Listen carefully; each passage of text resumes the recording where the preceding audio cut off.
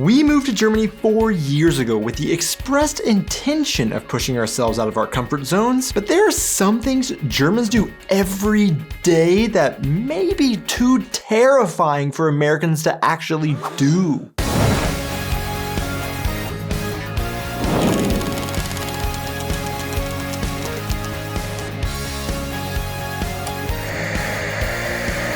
Hey guys, and welcome back to our channel. I am Donnie, and along with my wife Aubrey, we are two Americans currently living in Germany with our baby, sharing all of our experiences living and traveling throughout Europe. Let's be real.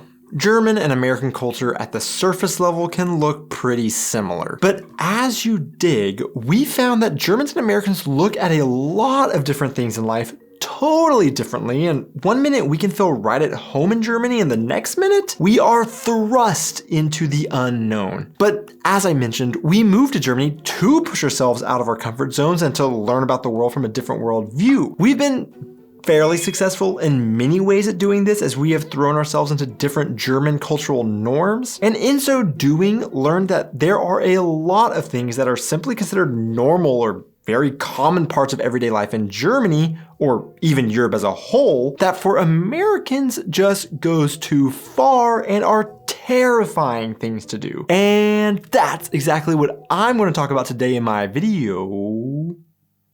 You'll never walk alone, but make sure it's to your home. First, let me say that we are originally from a southern US state called Oklahoma and now live in the German state of Rheinland-Pfalz. So maybe some of these things are more specific to our life experiences and places we have lived, so let me know your experiences with these things in the comments below. It is back to school season in many parts of Germany and the US, and this leads into something very scary for many Americans that for Germans is just a normal part of going to school, and that is simply walking to school. Now, it's not the exercise that scares Americans, but the safety for children walking alone to school that is scary. In 1969, 48% of American children aged 5 to 14 years usually walked or bicycled to school, but today that number has sunk to only about 11%. Now in Germany, this number has also dramatically sunk in the same time period, with roughly 90% of children walking to school in the 1970s, down to roughly 40% today. Now, I can speak from experience in both countries that it is very rare that I would ever see a child on the street alone with a backpack in the US, unlike in Germany, where every day during the school year I see children, and even some where the backpack is basically as big as they are, walking alone to and from the school. So why is it that something so simple as walking or biking to school is so scary to Americans? Well, there are multiple reasons. Data shows that for most American parents, the number one reason for not allowing children to walk or bike to school is actually simply the distance from the house to school rather than any sort of danger per se. This is something you very much can quickly feel as a major difference between the two countries when you are in them. American cities or towns are large, sprawling, and many schools today are actually built on the fringe of communities where land is cheaper to build on versus in the middle of towns, making them far away from neighborhoods. German cities are compact, walkable, and schools are built amongst neighborhoods so that they are easily reachable, encouraging people to walk to school. However, unfortunately, it is true a lot of the other reason that Americans don't let their children go to school alone by bike or by foot is fear. Fear of traffic-related danger or even crime, for example. For my school growing up, even though I lived less than 2 kilometers from my elementary school, there was no safe place to bike or walk to my school without having to walk on busy streets with cars driving over 70 kilometers per hour. Instead, most American children are driven to school or meet in groups, typically at school bus stops, and take the iconic yellow school buses. These school buses drive a route around a specific part of town to pick up just school kids going to the same school. In Germany, maybe children do live farther away from their school where they don't walk directly between their house and school, but it absolutely isn't unheard of that children take public transportation alone to go to school. On my train ride nearly every day that I take in Germany, I see children on their way to school alone, and they have to learn very young how to navigate public transportation. Besides that, Germany does sometimes turn a public transit bus into a school bus route during morning and afternoon school commutes, and although this is an unimportant and a throwaway opinion, they just aren't as cool or culturally iconic as American yellow school buses. In terms of crime. To be honest, that really wasn't a big issue where I came from, and you generally feel very safe in my hometown, but in many parts of the US, that can be a reasonable fear. Overall, the experience is completely different in Germany, where you have generally a much better infrastructure geared for biking and walking, and you have a general very safe atmosphere where you can feel comfortable empowering your children to go to school on their own with very little fear of something bad happening to them. Now, as I pointed out, this number is dropping in Germany though, and some cities like Hamburg are having to figure out solutions to the higher number of kids being dropped off by car at school. So I would be interested, where are you from and how did you get to school? One of the biggest shocks about Germany for me when I first came here, and for many Americans who come to Germany, was finding out just how into being naked Germans are. FKK stands for Freikörperkultur, which directly translated is free body culture, and is loosely very similar to what Americans know as nudism or naturism. A German writer wrote an article for CNN in 2018 to help explain and clarify the history of nudity, specifically nudism, in his nation, and summed up very well the perception of Germany in contrast with the actual situation in Germany like this. Nudism is traditionally popular in Germany, a country considered buttoned up and conservative compared with, let's say, Italy. Forget sausages and beer. The sign of true Germanness is publicly disrobing with absolutely zero self-consciousness. In fact, in many ways, Germany led the way for this idea of Europeans and their passion for nudity by influencing the rest of the continent with their long history of nudist acceptance, according to this article. I've actually done an entire video devoted to explaining this history and culture that I will link up here, but whether it be beaches,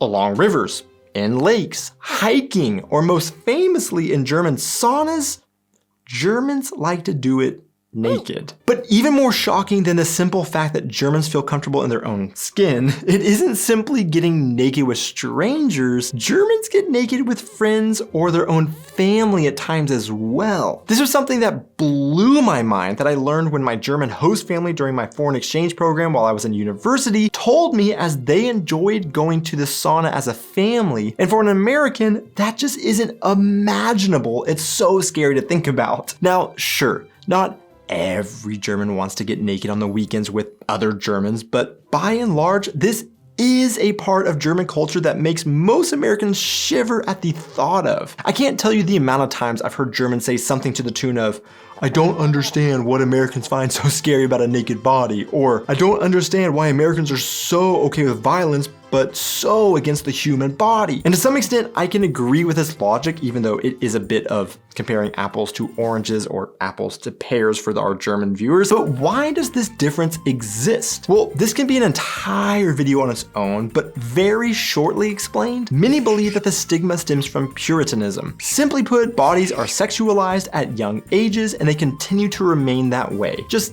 different cultures, histories, and worldviews. Real quick, I want to remind you guys that we now have Passport 2 merch, and I have links in the description of the video where you can go to check that stuff out. I also want to take a moment to thank all of our patrons over on Patreon for their continued support throughout the years. I truly can never express my gratitude enough. If any of you are interested in joining our Patreon, I also have links to that in the description. But if the rest of you guys wouldn't mind hitting those like and subscribe buttons and leaving a comment on this video about what you like, that also goes an enormous way in supporting our channel, and I would really appreciate you doing that. But now let's get back to the video. As a very general rule, Americans are a pretty big meat eating culture, but an important word that needs to go before the word meat is cooked. Raw meat is not a part of American culture and generally pretty scary for American palates. You won't find too many steak tartares on American menus unlike you might find in Europe. This isn't to say that Americans might not enjoy a nice bloody steak, as some might call it, as they prefer to have their steak barely seared and very red on the inside. However, a major no-go for Americans is undercooked pork, and especially raw pork. Now, for the Americans watching, they might be saying, yeah, no duh. Why is not eating raw pork something worth mentioning? Who on earth would eat raw pork?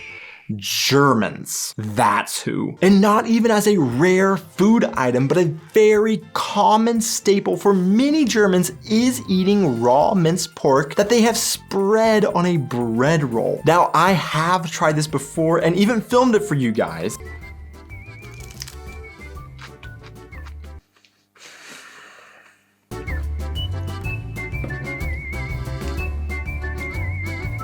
Not for me. Not for me.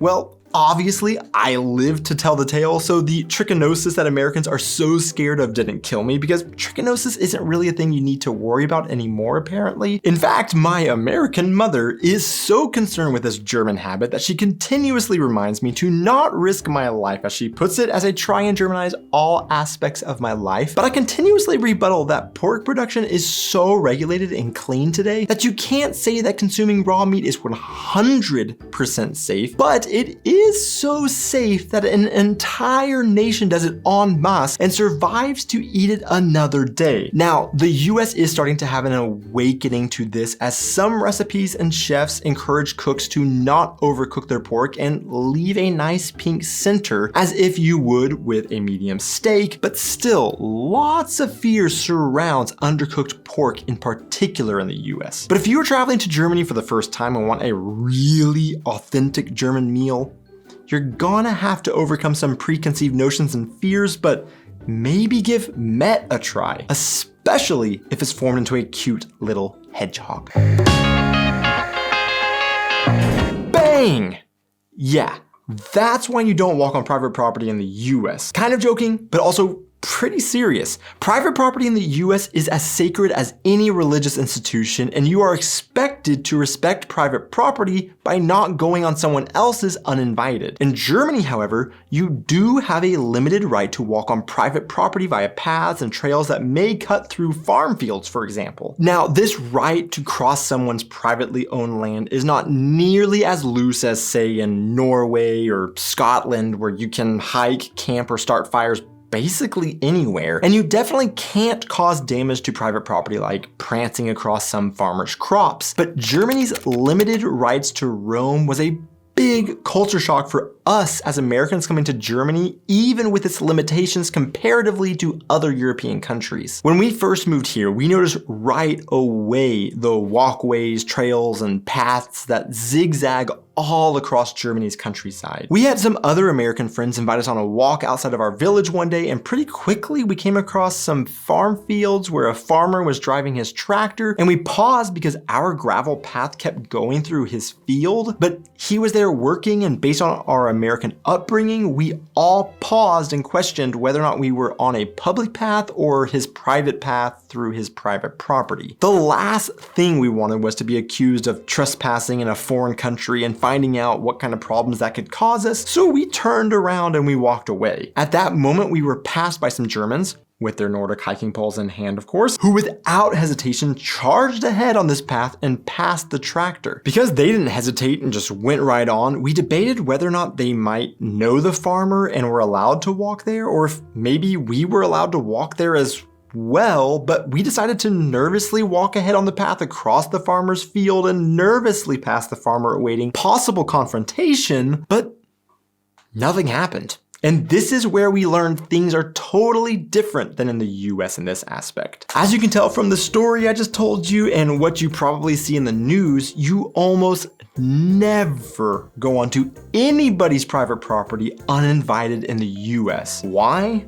Well, most states have a castle doctrine law codified in their legislation, which allows people to defend themselves with reasonable force or even deadly force in their homes or a place of business. And these people do not have a duty to retreat from a private property that is owned or leased by such an individual. These laws are going to vary from state to state and are a very complicated aspect of law, but yeah, you very generally have a reason to be scared going on someone's private property, and there would never be a public path crossing someone's private property like you have in Germany. For farm fields in the US, these public paths across farms would be viewed as an invasion of privacy, lost agricultural land, and is viewed just the same as if someone proposed putting a public space in someone's backyard. You just don't have it. Instead, the US does have incredible swaths of public land in which you can get the same feeling as the right to roam in Europe, just not everywhere, and especially not on private property. To see who made it this far into the video, the random question of the week is: if you find hair in your meal at a restaurant, do you send it back or just keep eating? Thanks so much for watching this video, guys. Be sure to hit those like and subscribe buttons, and I will see you in our next video. Germans do every day that may be too terrifying for Americans to actually do. Ran out of breath. We moved to Germany 4 years ago with the expressed intention of... We moved to Germany... Hold on. With the express...